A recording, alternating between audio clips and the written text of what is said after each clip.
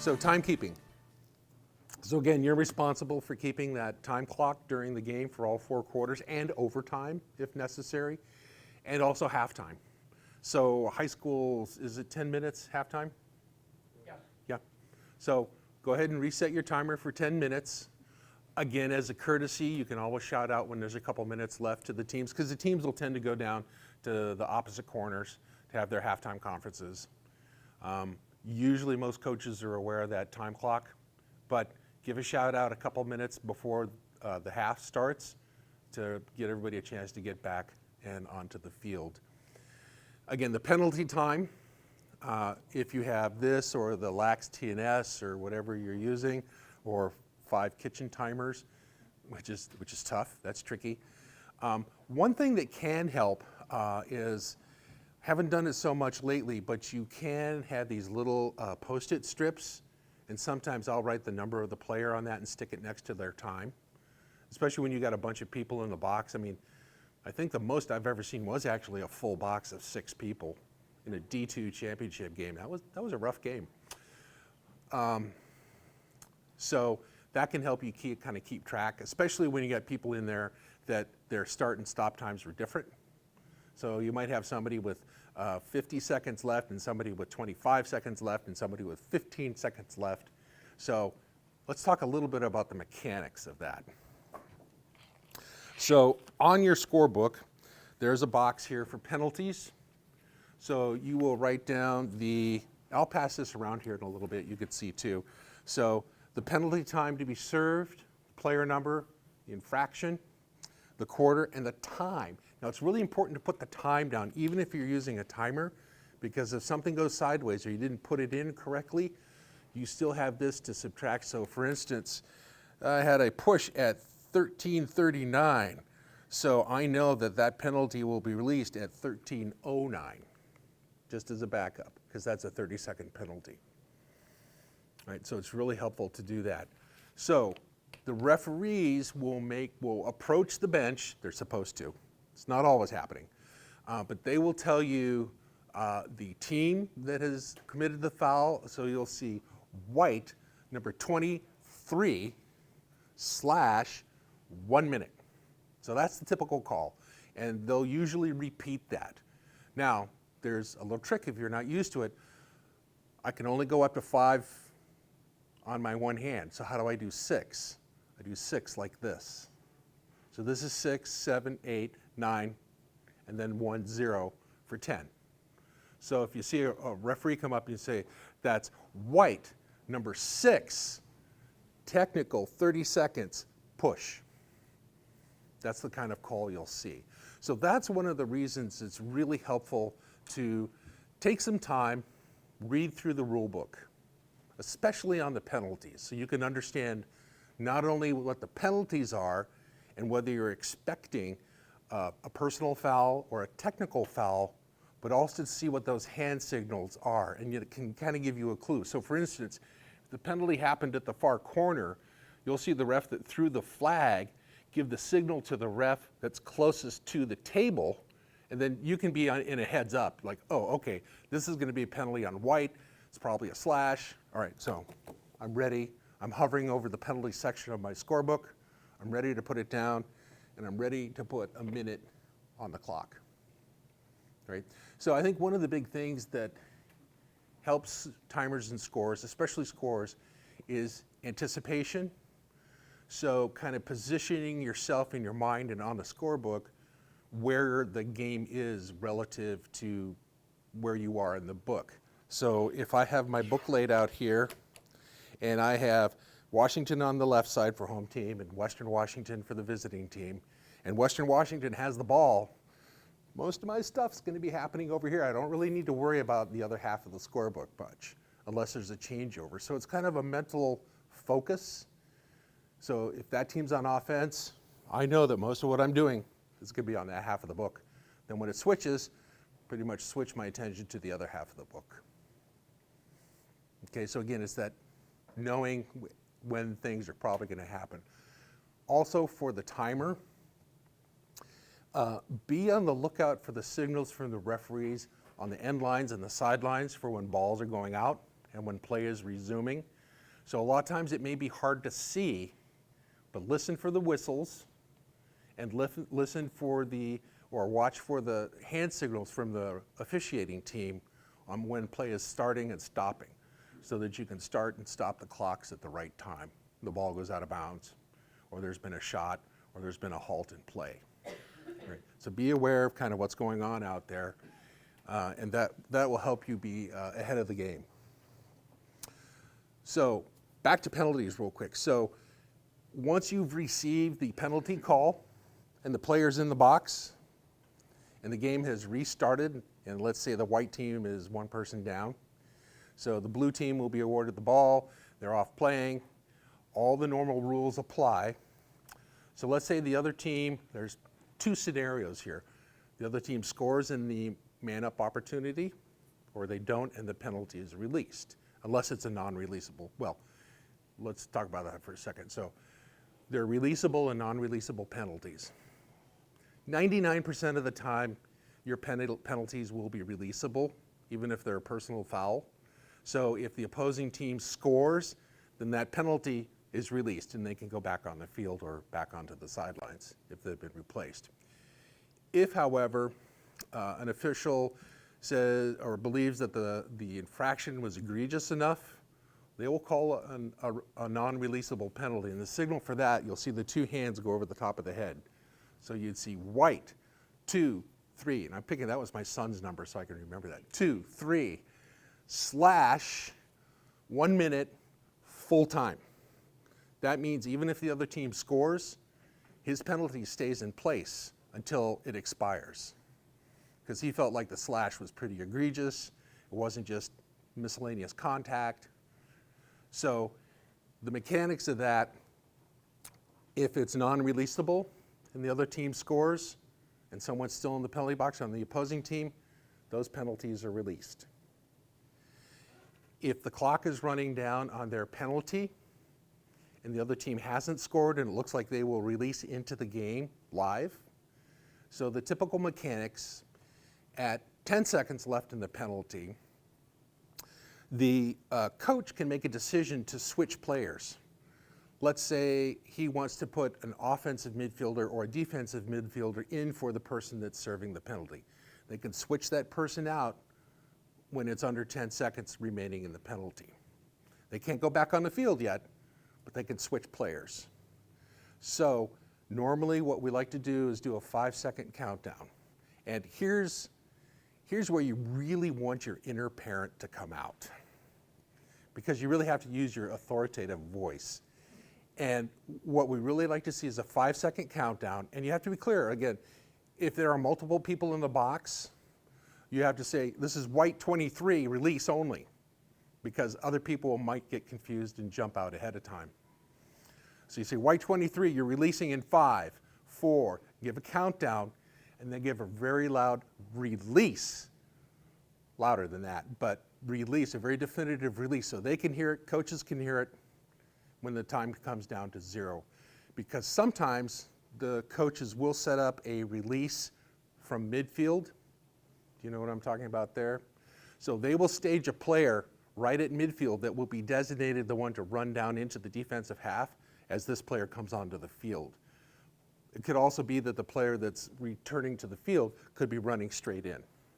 So just be very authoritative in the count and very authoritative on the release. So again, we talked about the players kneeling in front, and normally, sometimes a coach will, on the side, will come over and chat with the player, maybe a euphemism, about their penalty. But pretty quickly you want to have them back kneeling down in front of the table, right? Because we don't want them in the way of any of the regular substitutions.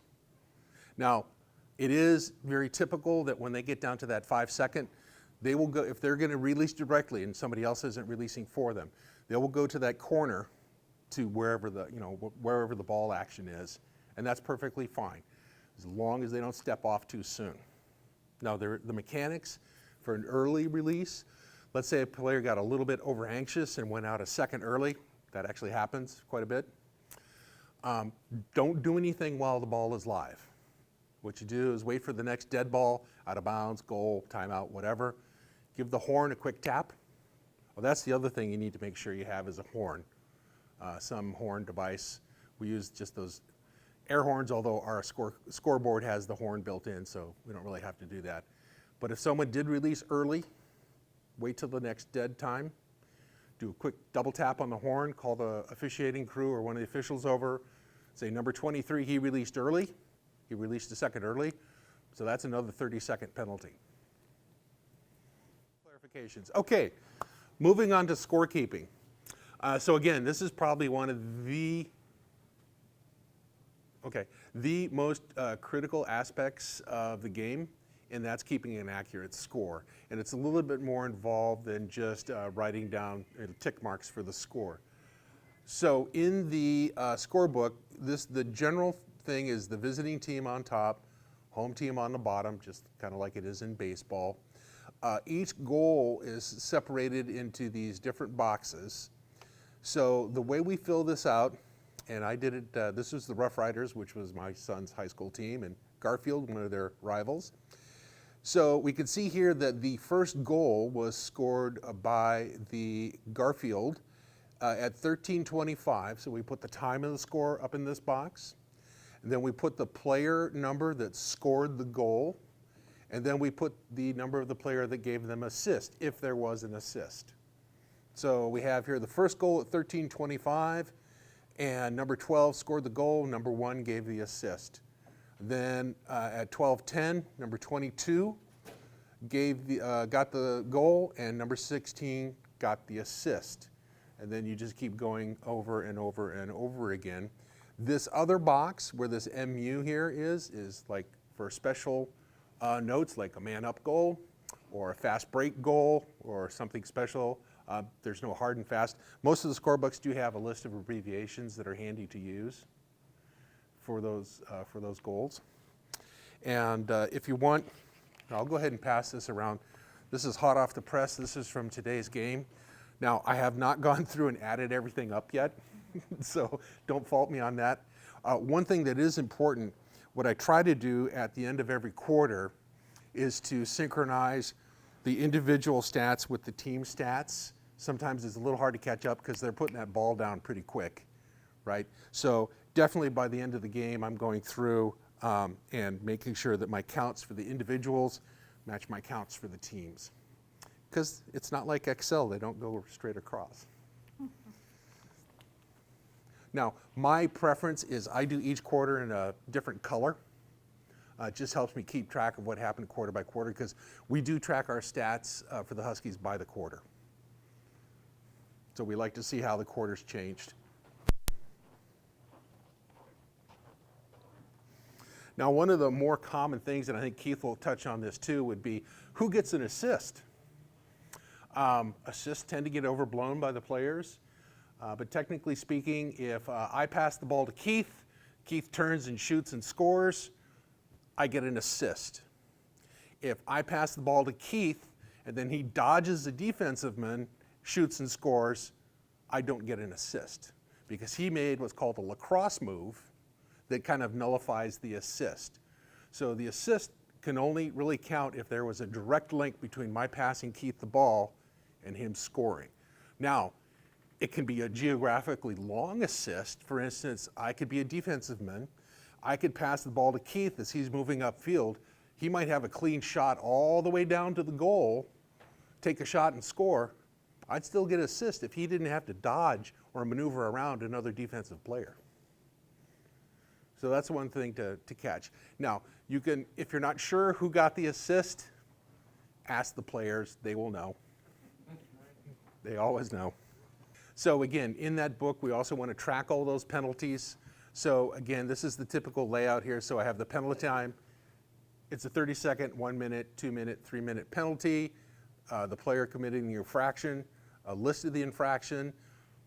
Feel free to use your abbreviations if you need to. Offsides could be OFS or something like that, or a slash and SL, whatever it is. The quarter, and then the time. And again, I want to stress it's really important to write that time down that's on the game clock in case something happened, somebody didn't start the penalty clock on time or put the time in wrong. you want to make sure that you always have that time clock as a backup. Make sure you keep track of the timeouts and the time that those timeouts were taken. So that if there's any question, coach says, hey, I still had a timeout left. And says, no, coach, you took one at 4:02 and you took one in the next quarter at 13. It's right here. And it, again, as a courtesy, it's a good thing to occasionally, if coaches are using up timeouts, says, coach, you have no timeouts, coach, you have one, and check with the officiating crew. Say, sir, I see one timeout and one timeout, and they'll check, because they have to track that too. Because if a coach calls a timeout and he doesn't have one, then that could be a foul. So game wrap up, one thing I'd also maybe emphasize is not just at the end of the game, but at the end of every quarter, if you have the time, go through your stats, make sure you are coordinated on the individual. It's a little easier to keep the individual stats and then also try to check it against the summary team stats on the other side. So check that at the end of the quarter, and if you're sitting there with a visiting scorekeeper, cross-check the scores. Hey, I've got it's 12-16. Is that what you have? Yes, okay. If you have a discrepancy, try to work that out, because again, the home team is the official scorebook. So you want to make sure you are all tracking the same goals all the way across. Penalties, let's see, we kind of got into those a little bit early, where just has a list of all the penalties. Again, I'd strongly encourage you to get a copy of the rules and read through those to become familiar with those penalties and to become familiar with the hand motions from the officiating crew about penalties and other game actions, starting and stopping the clocks, when they're calling possession, things like that. Okay. Handy dandy tips. So be prepared, just like the Boy Scouts. Bring batteries. Even today, we have a like a large battery thing that you would take on a camping trip. It conked out, and before the game even started, we didn't have a scoreboard running. Fortunately, head coach Cerchiari has this little Honda generator, so we were able to hook up to that. We could have run it from the table if we had to, using our lax clock like this or other devices. But bring extra batteries for the timekeeping devices. Bring extra pens, pencils, erasers. I like to use, as you'll probably see in that scorebook, there's a few cases of little whiteout tape. That's pretty handy because things are happening really fast. And sometimes you write a check mark down on the wrong box, which I do all the time. So it's really handy to have those kinds of tools ready. Timing is critical. This is not something you want to, like I said, you don't want to just show up at the last minute and expect to just jump into your duties as the table crew. I mean, unless something happened, obviously. But I like to have people there, for me, at least an hour prior, minimum 30 minutes prior, to make sure you're set up and ready to go. You're required by rule to be there. The game, you should be ready at 20 minutes prior. So be on time, respect the game, respect each other, and that'll make it go very smoothly. Coordinate with the officials, again, on things like timeouts. If you have any questions, it's always good to introduce yourselves, and especially at the end of the game, the head official needs to sign your book. So, because they will be keeping track of the score, and they want to make sure that what they're showing is what you have on that book.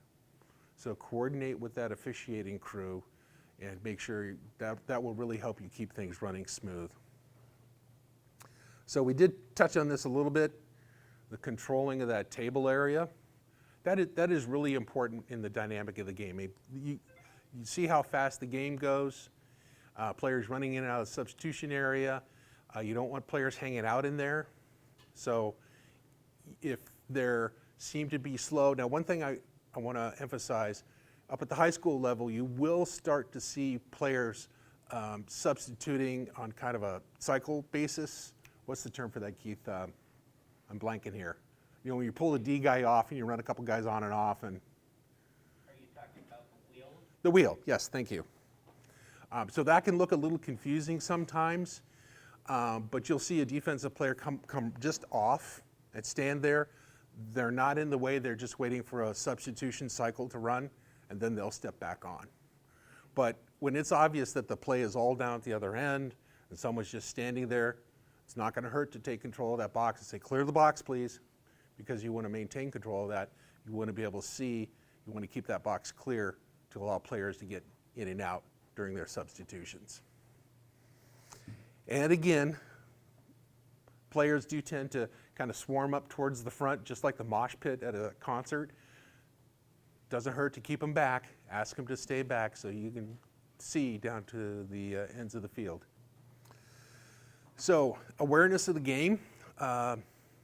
This is, I think, where the anticipation comes in, and knowing when somebody's winding up for a shot or looks like they're going to take a shot, you're probably going to have a stop clock coming up pretty soon. Same thing if someone's making passes along the edges, you see ground ball action happening around the edges, there could be an out of bounds coming up pretty soon. So just sort of be looking out for those things. And again, having that awareness of where to hover on the book is really helpful. So if the team A, the blue team, is in the offensive end of the field running their offense, most of your activity is going to be down there. You're going to have shots, you're going to have ground balls, you might have goals, you might have assists. So that just having that heads up and awareness can really help you stay ahead of it. And again, I think enhance your enjoyment of the game. Okay. Again, reading the rules, that's a really good way to learn more about the game so you can understand what's happening, especially if you're new to the sport. And I know a lot of parents are. It can be a little bit of a confusing game to newcomers. But once you kind of read the rules and see what's going on and get some experience, you can really get a kick out of it. Cross-coordinate across your team. We do this constantly, even at our level. So today we had a timer who was also keeping penalty clock, which can be a challenge, having two people, one person do that. It's nice to have two if you have them. Scorekeeper, which was myself, and another parent who was running our shot clock. So we were constantly calling things out to each other. Did you see that ground ball? Did you get that pass? Or did you get that shot? Are the clocks all running? So cross-coordinate. It doesn't hurt to say, hey, looks like the timer's not running. Or did you get that ground ball? Or I saw this, or I saw that. Did you get that, scorekeeper? So that really helps. Because a lot of times, again, if you're a scorekeeper, your head's maybe down in the book, and you might not even be able to see what's happening. So you're really depending on the other folks who are eyes up, like a spotter or the timekeeper, to tell what's going on. And again, I guess the last thing is mostly have fun. It's a real hoot to be out there, to watch the kids play, to know that you're helping develop young kids in how they grow up, and just enjoying everything as it goes. So thank you, and does anybody have any other questions?